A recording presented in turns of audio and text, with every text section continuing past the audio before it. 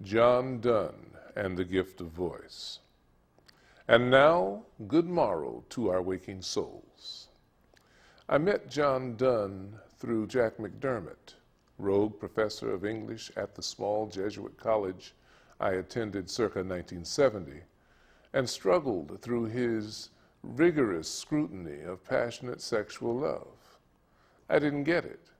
That business of love being the intense and absolute experience, which isolates the lovers from the real or makes the lover eschew the life led a priori the present lover, a perfect immortal love which immortalized the lovers.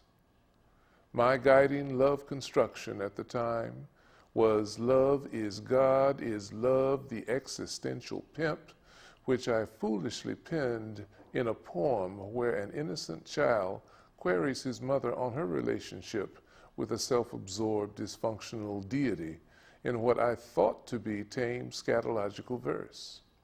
I got my 15 minutes of infamy when old Jack Mack published the poem in the all-too-Catholic student newspaper. There was no good morrow to my waking soul which watched out of fear. I was vilified, excoriated, and almost rusticated until the college realized it could exploit the debate engendered, replace lost conservative coin with First Amendment lucre. For weeks, the Northwest Catholic Corridor rang with commentary about that poem. But fool that I am, I made the mistake of equating notoriety with talent. When I looked to Jack to validate my verse after I left the college, he pawned me off on a colleague who saw little merit in my writing. A vague, disembodied voice, he said, and not as good as some of his better students. I felt angry and used, but not discouraged.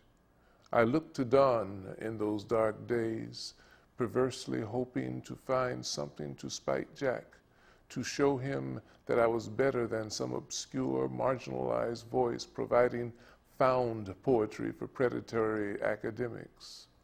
Instead, looking for something else, I found in Donne imagery vulgar and sublime.